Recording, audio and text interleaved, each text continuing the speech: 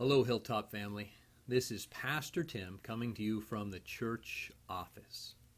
It's not even been a week since we had our last Sunday service for a while, but it feels like it's been a month as we are anticipating not being able to gather together and see one another. I want to encourage you to do your best to gather as the church online. Go to our website, hilltopsd.com. Go to our Facebook page, watch for emails so you can see how we can gather online, call each other, do Bible studies online, and you will see our first sermon being preached online this Sunday as we watch Pastor Terry on video. A link for that will be coming in an email. But right now, I'd like to take a moment to encourage you and to answer a question that I've heard asked on social media and from friends and from other pastors even. And the question is this: why are we obeying the government instead of the church at this time? So I'm going to read to you a passage. It comes from Romans chapter 13, reading verses 1 through 5. It says, "Let everyone be subject to the governing authorities, for there is no authority except that which God has established. The authorities that exist have been established by God. Consequently, whoever rebels against the authority is rebelling against what God has instituted, and those who do so will bring judgment on themselves. For rulers hold no terror for those who do right, but for those who do wrong.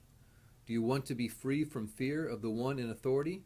Then do what is right, and you will be commended.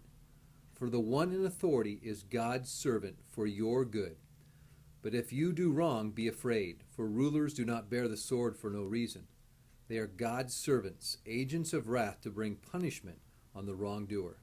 Therefore, it is necessary to submit to the authorities, not only because of possible punishment, but also as a matter of conscience."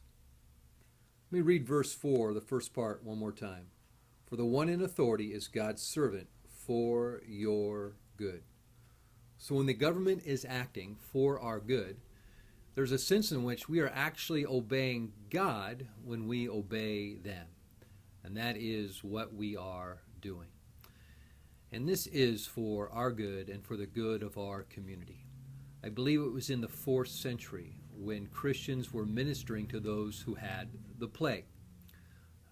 Many people left cities where the plague began to infect, but Christians stayed and ministered.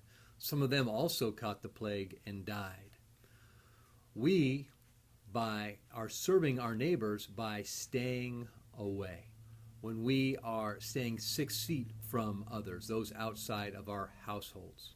When we are not going places, we are serving others and doing what God wants us to do by staying away. So I want to encourage you in that. And right now we have a unique opportunity to work on being the church scattered. You know what it means to be the church gathered. That's when we gather for small groups or on Sunday morning to worship. But now we are the church scattered. Being the church doesn't stop when Sunday morning is over.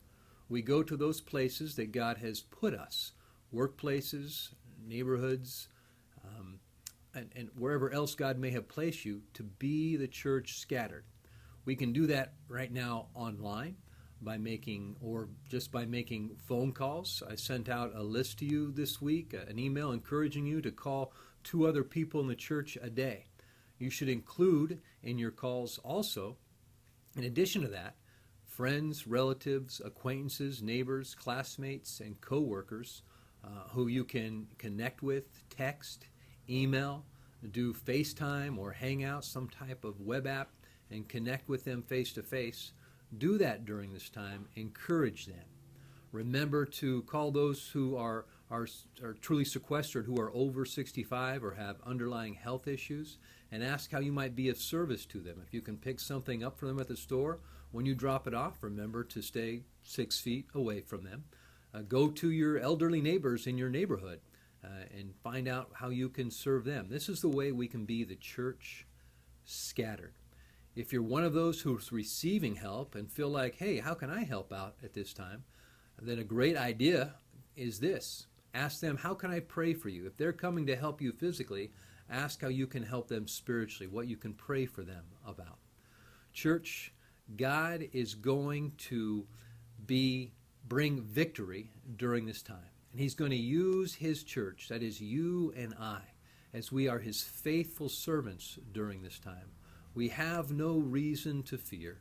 Our assurance is in Jesus Christ, and that is solid. So let us strive to gather together digitally.